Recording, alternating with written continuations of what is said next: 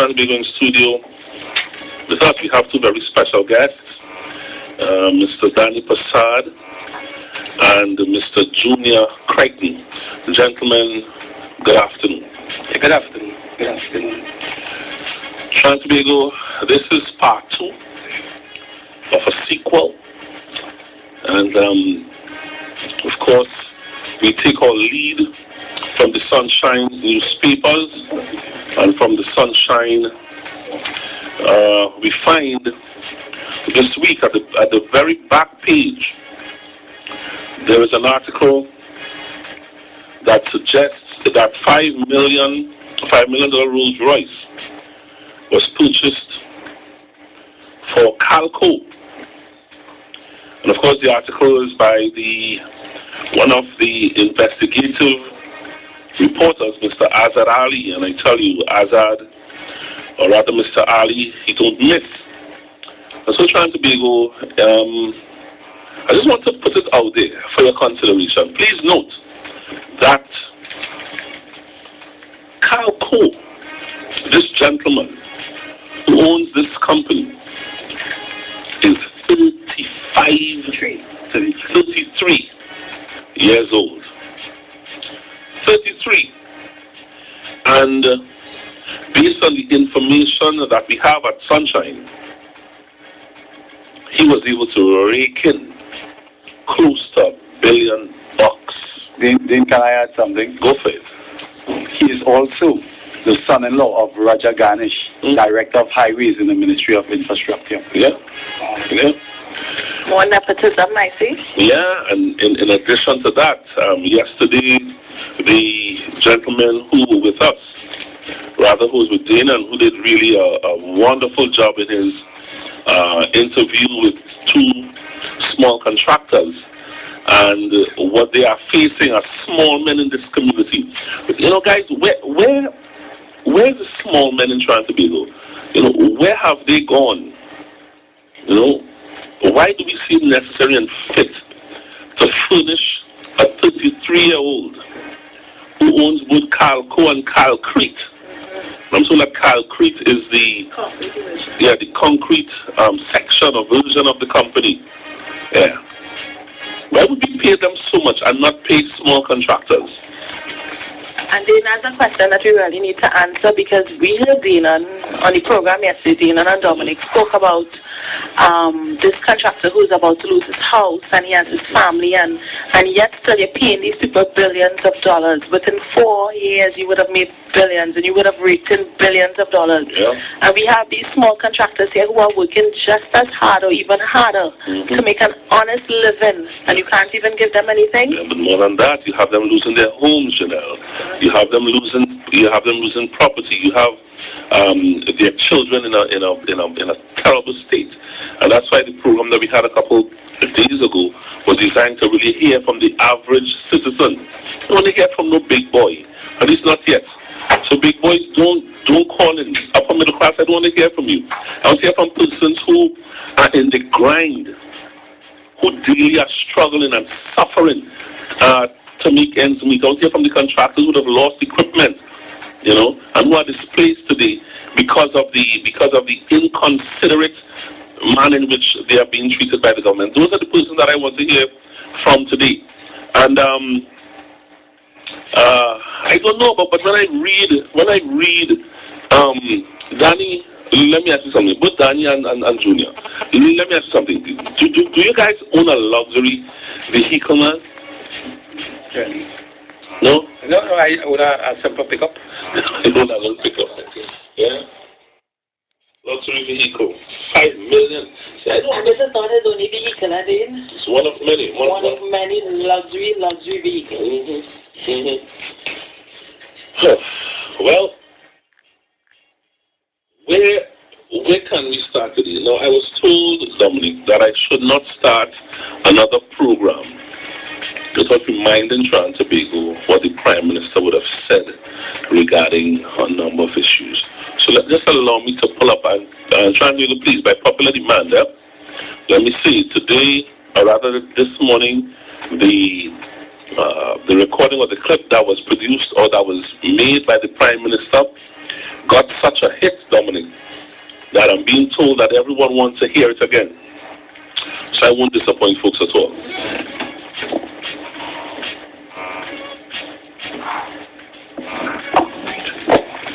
And reflecting on yesterday's program, I must say it's very disappointing when our small contractors have to be begging, knocking on door to door, when we are seeing these favored contractors be made billionaires in a matter of years. Trinidad and Tobago, we cannot accept this. Something must be done. And Nigel, what really upsets me is that I know in yesterday's program, these two gentlemen that were here, one was about to lose his house. He had his children and his wife to mind. And it was told, or as it was clearly stated, that the Prime Minister's son-in-law, was it? The Prime Minister's son-in-law? The father-in-law of the Prime Minister's son. The father-in-law of the Prime Minister's son was able to get his money, while these other persons who were not related, because 2 programs ago we spoke about nepotism, and these people were able to get their money, while these small and young, hard-working businessmen were unable to get paid for something that the same job that the Prime Minister's son's father-in-law did. We also have to question Mr. George, because he called into the program yesterday. He said a lot and actually said nothing, in essence, trying to hide what I don't know. Okay, why would only 2 contractors get paid and these other contractors still be out in the wilderness? And Dominic, what really irked me about Mr. George is that, he's asked the contractors if they submitted a letter. Because, we listened to the program on our way to CJOS. And he said, did you submit whatever documentation it was? And then when the question was asked, did the Prime Minister's son's father-in-law also submit that letter? The answer was also no. But yet still, he was able to be paid. So it's important that, I would really like Mr. George to call back this afternoon and really give us the information, because I had a lot of questions to Mr. George. So Mr. George, if you're listening, we do want you to call back, because we really want you to answer a lot of questions that is just up in the air. Right, so we have 2 guests in the studio. Gentlemen, tell us, why are you all here today? Okay, good afternoon and to the listeners and to the panel that we have this afternoon. We really here this afternoon, as you would have been following through the media, even placarding that we have contractors who did work for the Ministry of Works, the URP Agriculture Now program. The work that was carried on, we have not been paid since. We realized that quite a substantial work was done. Let me just recap back a little bit. It was 289 projects, was done by 57 contractors throughout the countries. The most amount of work would have done was in Shogunas West in the height of the by-election, right? Well, of course, you know how these work is normally. They call it, they term it emergency work. Right. They do emergency work and they pass the documents and whatnot after it and whatnot. Notwithstanding all that would have happened, when the work was completed, we did submit it. It started all the way June, right? Site visits and things for some of the projects are done in May month. We started in June, July, August, right? A lot of work was finishing like end of July because they wanted it in a rush, because it was a flood mitigation program. Wanting to ensure that the farmers throughout this country will benefit out of it. So right through it was done. The works were given out. But at the same time, the Shogunas West issue came up. So a lot of work focus went in this direction. And because of this direction, you had the Minister of Food Production and then the Prime Minister at that point in time were on the ground, so to speak, and would have given the Deputy Program Manager a list and said, gentlemen, you need to get this channel clean, this road, this crossing, and whatever, right? And the program was launched there and then in Felicity by the Honorable Dewan Maraj and the farmers, and well, it's a whole big launch they did, right? You will notice that we have pictures showing that this had happened. To my great surprise, after this had launched, they started to make a disclaimer that no work wasn't done, and they keep on moving like that. As it went on, bills were submitted, and we go back to like September, and I understand you spoke earlier on about Thomas George. One of the correspondence that we had from Thomas George, where he had sent to Renald Cooper, the permanent secretary. I'll just read to you what it stated from Thomas George, program manager on employment relief program. Mr. Renald Cooper, permanent secretary, dated 5th of September 2013. Subject: approval for payments for agriculture projects. So, please find attached a copy of the approved projects for the Agriculture Initiative Phase 1. Your approval for payments has been sought for these projects which are previously approved by you. Yours respectfully, Mr. Thomas George, Program Manager. So Mr. Thomas George was the person that authorized these works? Yes. And it went on to say now in October the 1st, right? Remember we submitted our bills for payment, right? This was an internal memo from the URP, the Engineering Division. And this one was to Mr. Stephen Valerie, Senior Civil Engineer on Employment Relief Program, Utarama Building, El Socorro, from Joshua Maynard, Assistant Engineer. Date the 1st of October 2013. Subject: request information on projects. Yes, sir. I hereby write to your esteemed office on the above mentioned caption, which was requested by you. This report is informing you of the jobs which was thoroughly investigated. Work was done, and therefore make recommendation for the said contractors to be paid. Please see attached listing. Thanking you in advance. Yours respectfully, Joshua Maynard. It was copied to Mr. Joseph John, Agriculture Manager at the point in time. It was also stamped and signed by the individuals. It was sent to the Ministry of Food Production. It was signed by the Honorable Devant Maraj. It was also signed by the Permanent Secretary, Ms. Myra Thompson, PS of the Ministry of Agriculture. So we move on, and we move on from there, and we decided that what happened that we had a meeting in Felicity at the point in time, and see that Mr. Warner was the Member of Parliament. We had a gathering there, and he came to the meeting there, and see, being a Member of the Parliament, of course, you pay homage to the individual who is responsible for the area.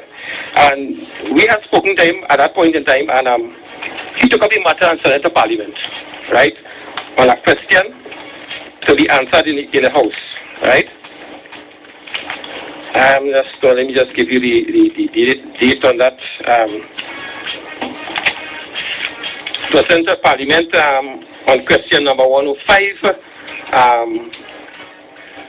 dated the 5th, 2nd of the 5th, 2014, right? And the question to the Minister of Works and Infrastructure was, with respect to the access road, drainage and irrigation project undertaken the URP Agriculture Program Initiative for the period May 2013 to September 2013, could the Minister please state have all the contractors been paid?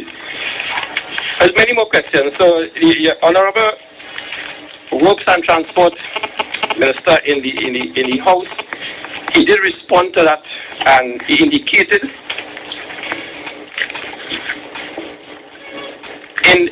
in one of the in one of the answered reports, I'll just read to you to capture what I have said, where the engineering assistant would have done the audit. And he did say in Parliament, the URP program is capable of performance, and the physical evidence of the URP program is there to see. This is what this government means by being more efficient and using the resources of the country and getting value for money. Of course, they're stumping. It is the same people who have done work, have done the work. Why? Because we have brought a new philosophy, a new purpose into the lives of those people, so they see the connection between what they are doing and the benefit it is bringing to people. Mr. Speaker, that is quite an achievement. In the URP agriculture, 289 projects have been done at a cost of 116 million. Mr. Speaker, just to let you know. So who's speaking? This is the Honorable Rambachan. Dr. Sujata Ramachan, in this Hansard report, right, as quoted, this is what he had quoted saying in this. So you have the engineering department did an audit, and on one hand you are saying in Hansard here, telling the government of the people of Trinidad and Tobago the performance they're capable of doing their work, right? And on the other hand now, they suspend Joshua Maynard and Errol Curtin until they're doing an audit, and they have suspended them, right? Based on that. They came back again, and we have a next Hansard where they have reported that how much contractors would have been paid, and the contractors that would have been paid was 4 contractors. Those 4 contractors that were paid was from the Talparo, La Hokata area where Jaivan Simangal is the member of parliament. In the Hansard report that he has stated, as quoted again by Dr. Ramachan, the Honorable Dr. Yash Ramachan, Mr. Speaker, the URP program is divided into 3. The URP Agriculture, which comes under the Ministry of Food Production, the URP Infrastructure, which comes under the Ministry, the Ministry of Works and Infrastructure, and the URP Social, which comes under the Ministry of the People and the Social Development. I am advised that these contracts came about in the period June, July, August, September. Those months where these projects came about, they were processed. When it came, most of the payments of maybe all came at the end of the financial year. Of course, these things were sent in before the end of the financial year, which of course the financial year is October, right? The money was allocated to this project already, right? The warrants, everything was there. It was 95 million plus, I think it was 58 million were there to pay this work, right? This had happened at that point in time. And it goes on, and they decided, well, they decided that because of this, they have to do audit. That is how the audit came about, and they began auditing. Now, it did said in this report, when that came to my attention, we initiated through the permanent secretary, the audit team, who began to work towards the end of October into November, December, and those works were continued. The works were completed. So here it is, how many months after you are now sending auditors to check on the work, right? Now, the question is, you send auditors outside here, right? We have in instances, you send auditors outside on the project on the 6th of December, right? You send them on 6th of December. I'll give you the exact dates of all these. And all these dates, they would have visited these sites, right? No audit report, to our knowledge, would have been submitted to any individual, as we are concerned. I want to ask you something. These works that were undertaken, were they completed and done during the internal, or rather the by-elections in Chaguanas West? Yes. Mm-hmm. Yes. So, see, trust me, I want you to understand the depth and the extent to which this government would have gone to ensure that Mr. Jack Warner lost the election in Chaguanas West. Mm-hmm. So they infused the place with projects, right? Attempting to hoodwink and to blind the voters in Chaguanas West. And now, at the 11th hour, after what they would have done, they have turned it back now on you guys. Is that the picture that has been painted? So they use them, Dean. Yes. So we have. Let me just follow through with what I'm saying here. So they conducted their first audit on the 6th of December, and we have completed the work like the end of July. Right, most of the work end of July, middle of August, everything was completed, right? Because it asked it to be done expeditiously. They started on the 6th, they went on the 9th, they went on the 12th, they went again on the 16th, and they went on again on the 19th. Those are dates they went out on the site visit, and then they came back on the last one now. Let me read this one to you. Memorandum to Mr. Joseph Jones, Special Projects Coordinator, Agriculture Unit ERP, from Mr. Errol Curtin, Engineer Assistant URP, date 12th of February 2014. Subject, report on meeting held, URP Agriculture Access Road, the digging of pond and clearing of drainage project. On Wednesday, the 12th of February 2014, it was summoned to a meeting with the Honorable Minister, Dr. Suraj Rambachan, Ministry of Works and Transport, at his Richmond Street Policy Office. The meeting started at 9:55 a.m. Persons attending the meeting were it's supposed to be Mr.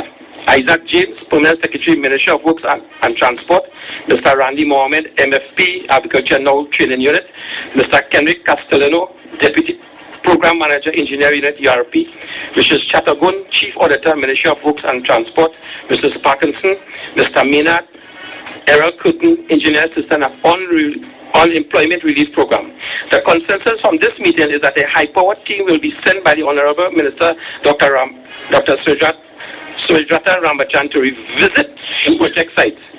Submitted by for your information, Errol Curtin, Engineer Assistant, and it was copied to Mr.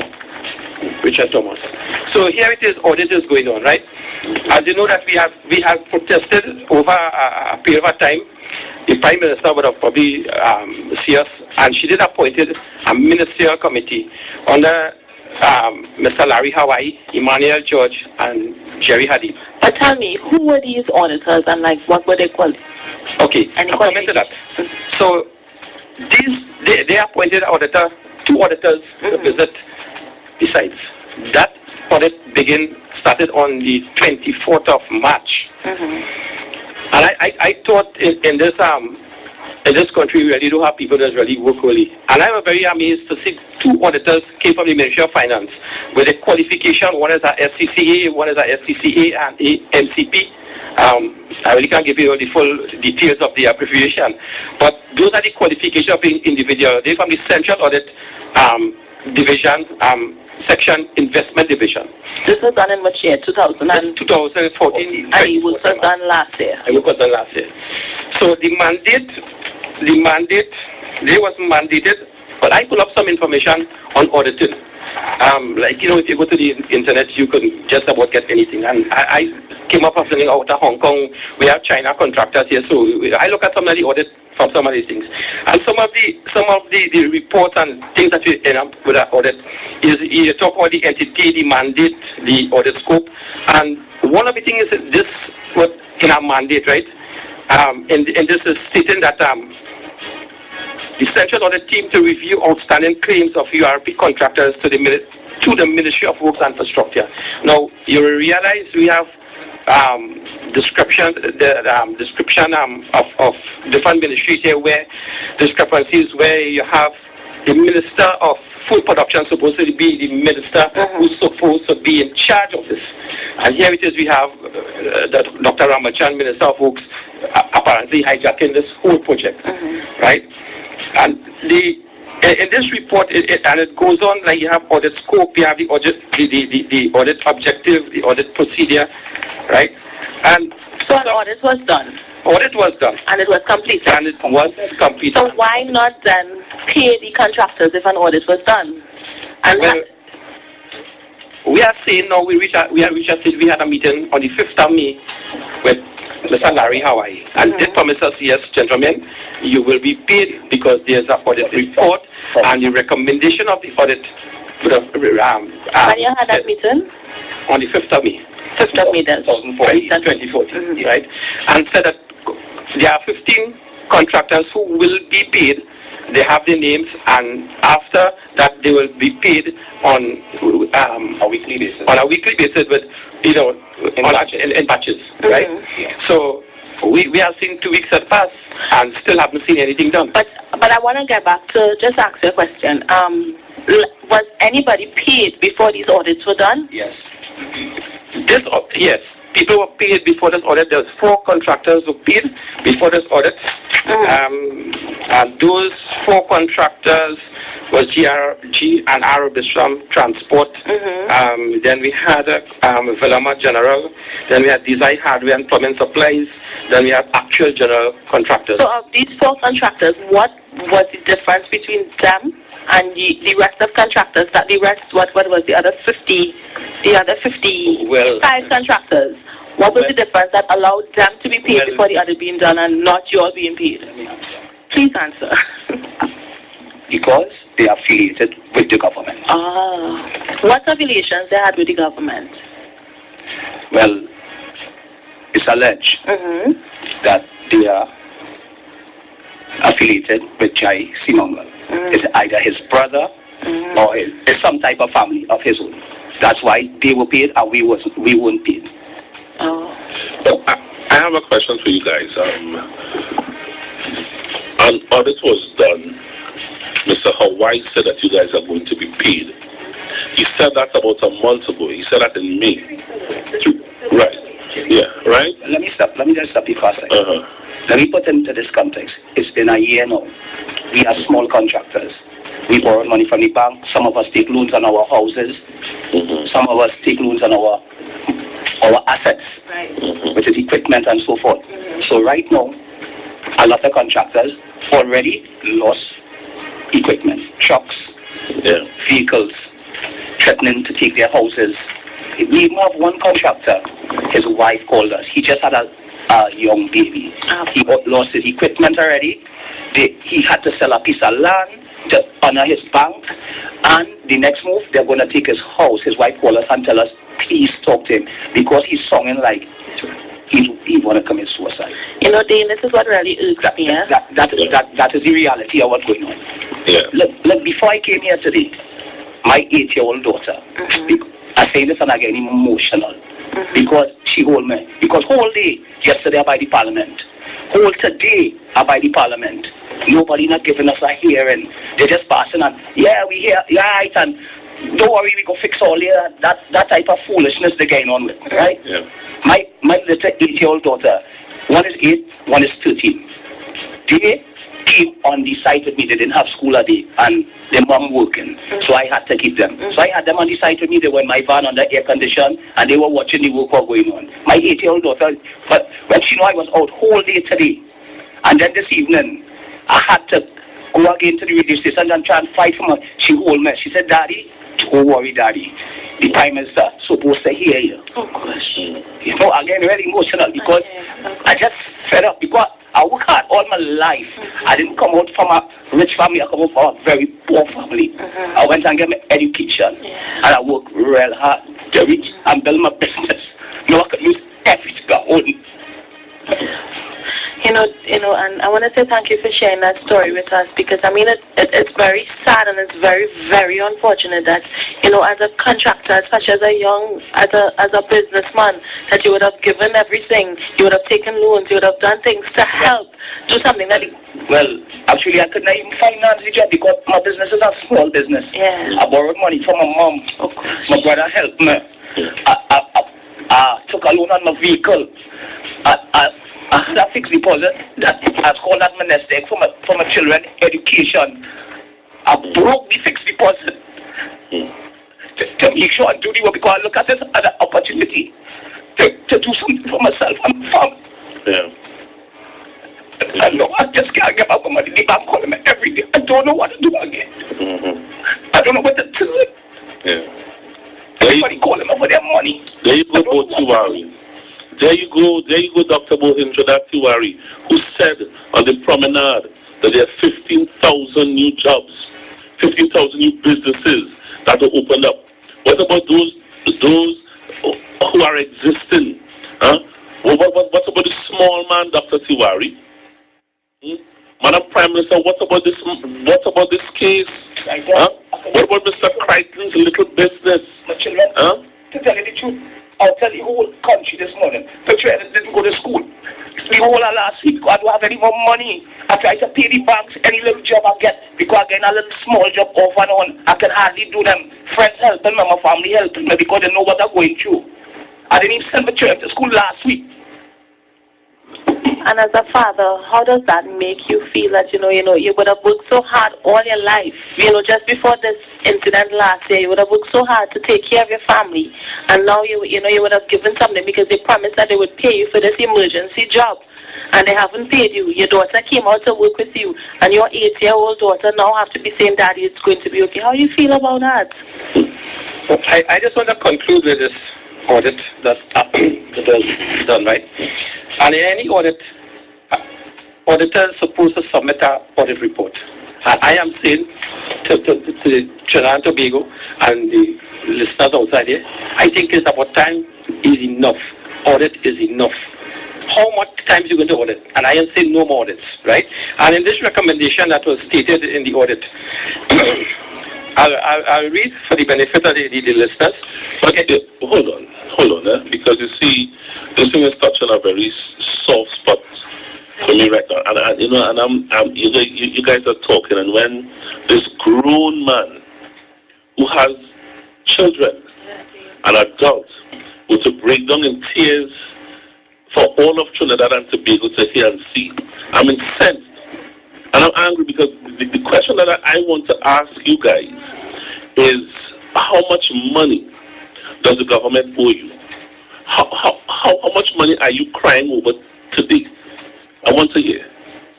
Well, they actually owe me $1.something million. Now wait, all right, wait. Try to be good. You picture this: $1.something million. Yet a man, one man, who has contracts and work throughout every agency that offers government contracts, were to spend $15 million in vehicles. And pick up the Sunshine, check out the back of the Sunshine. And a $5 million Rolls Royce. And a man who is struggling to take care of his family. They want to audit and re-audit and audit again. And tempted to squeeze the living daylight out of Crichton. No, but here the sad part about this whole thing with the owing, right? It's a year now. I take loans. So by the time I get the money, I just have to pay. I just have to pay back the bank nearly all the money in loans. Yeah. Because the interest. Yeah. And on top of that, I can't even do a proper job because I don't have my capital that I usually work with is invested in that job. So if I get a job now, well, a couple weeks ago, a guy called me, said he could come and tender. I can't even go and send one of my fellow contractors because it don't make no sense tendering and work. I wouldn't be able to do it. So not just that they're taking away the money, they're not paying us the money, they are depriving us the money that we could make with the money. And that's real, very unfair, Mr. Crichton, because at the end of the day, they would have asked you to do a job last year, and that job was to do a lot of work within, especially within the Chaguanas West area, to help to try to defeat Mr. Jack Warner. And because they lost the election, they're unwilling to pay you all because you all don't have the affiliation with Mr. Jai Simongal, is what you said his name was? Jairam Simongal. Well, that's it.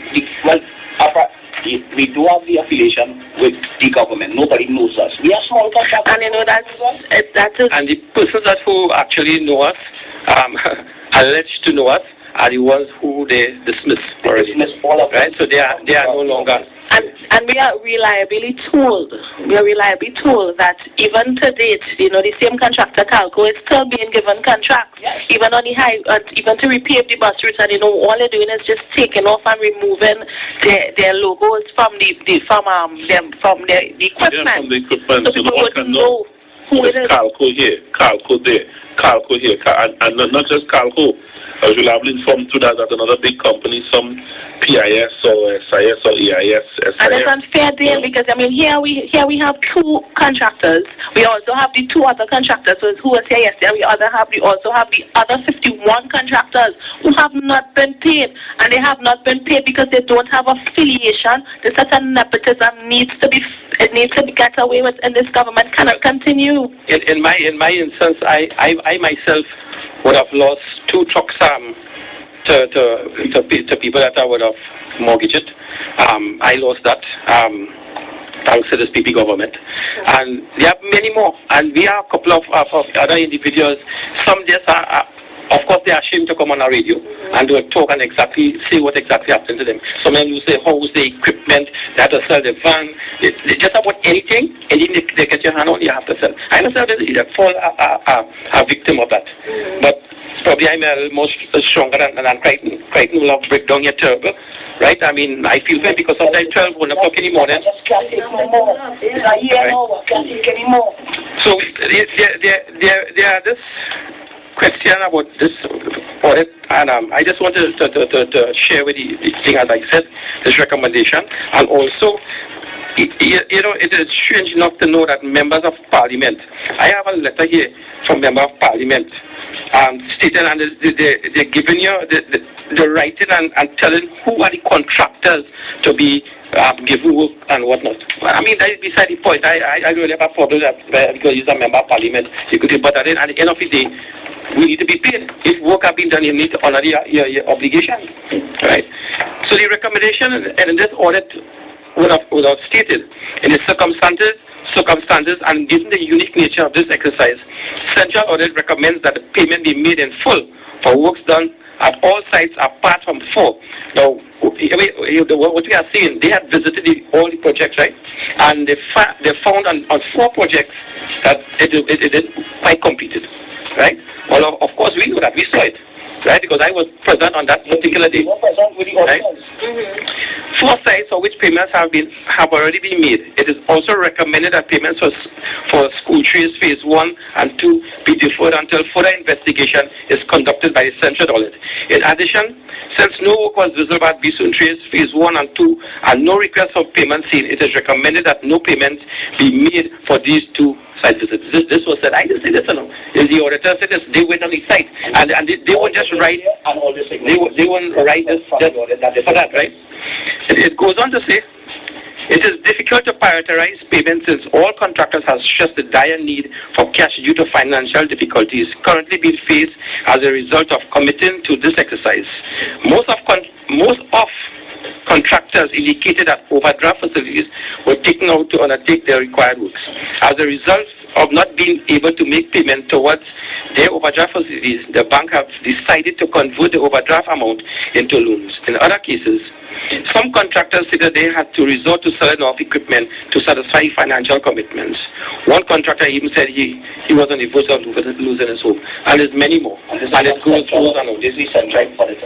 So we are saying that we have seen enough audits, and we are here in 10 months, almost a year, and you still, Ramachan still want to go on audit. He is not the line minister for agriculture. Yeah. So we really wondering who really running this country, who is really the minister in charge of the various ministries. And when we pass today, when ministers pass today, I mean, we talking and they're turning away. I mean, there are just a few of them who would talk to us, right? And when you tell them, well, you know, what's the position, say something on the payment, because you are listed as one of the member of parliament for the areas that you work with done. And it's like nothing, you know. This seems to be a joke and fun. Mr. Crichton, I want to ask you, in your estimation, is Mr. Ramachan interfering with the payment process? Yes, he is. And why so? He's very, in my humble opinion, he's very vindictive. He has something against the contractors. All right, I'll just tell you something. This happened last year when we initiated, because they carried us on a runner, delay tactics, I called it. Every time we go to the URP office to find out about when payments were made, we heard September, then it was December. Then they said they lost the invoices. We did over invoices again, right? And this is something I want Trinidad and Tobago to hear. And this is just for these 55 contractors? Yes, just us alone. Some of the contractors, we were trying to initiate, placarding and pounding the pavements and trying to get the attention of the public and the Prime Minister and so forth. Well, since we protested over 6 months now, the Prime Minister never gave us a hearing. We went all along by her constituency office, no hope, right? Some of the contractors went personally to Mr. Ramachan, and sorry to say this, well, this is what they told me, because we have little meetings and things. He actually run them out his office. One of them even said, he told him, boy, you're a thief, get out my office, or they ain't do no work. He don't want to hear. So I trying to put everything, I don't know what. We back right, against the wall at this point in time. We don't know what to do again. So how could a minister of my country that I love so much treat the citizens like this? Yeah. You know, you guys are talking, and I'm so upset and incensed. Trying to understand the picture. The projects were designed to give the government a boost in Chaguanas West.